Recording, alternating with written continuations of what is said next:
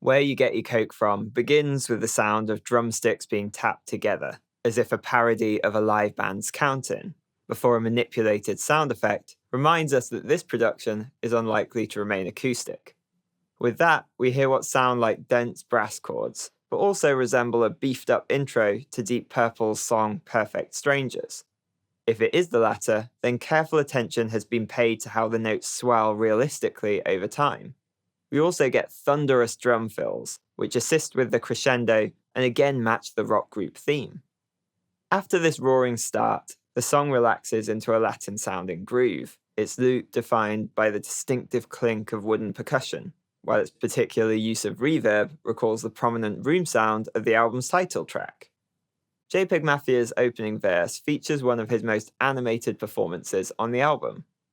At various points, he double tracks and echoes himself to highlight certain words, an approach that becomes a whispered hiss towards the end of the second verse as he plays off the sibilants. Elsewhere, he leaps into falsetto, most notably with the first verse's final couplet. Just before that, he alludes to one of his own producer tags with a lyric that reminds the listener they don't know the artists they admire, an idea that pops up a few times across the LP. Both of his verses end with a series of harsh glissandos, followed by that bombastic brassy section. Around 121, this segues from vinyl scratches into light jazz, with piano and an upright bass. But before we can enjoy this relative calm, the glissandos return, this time subject to extreme panning, veering from one side of the stereo field over to the other. The song has a chorus of sorts, where Peggy repeats the lines "get money" and "the bands," the latter denoting a stack of cash. But in context, with the noisy accompaniment behind him, it could easily be heard as another rock music reference. As if backing that up, when Danny Brown enters, he includes a nod to rock star Jimi Hendrix.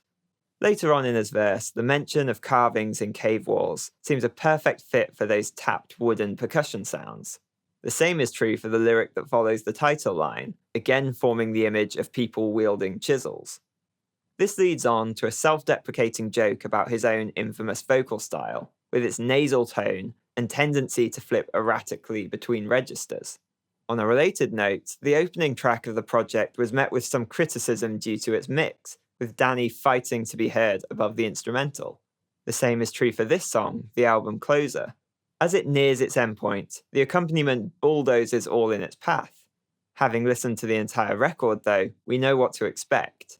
The line about flipping the script is apt. Danny and Peggy have both found success by ignoring conventional wisdom, not bowing to it.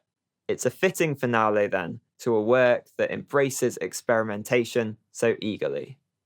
For more analysis, you can browse the playlist, subscribe, and support Apocopop on Patreon.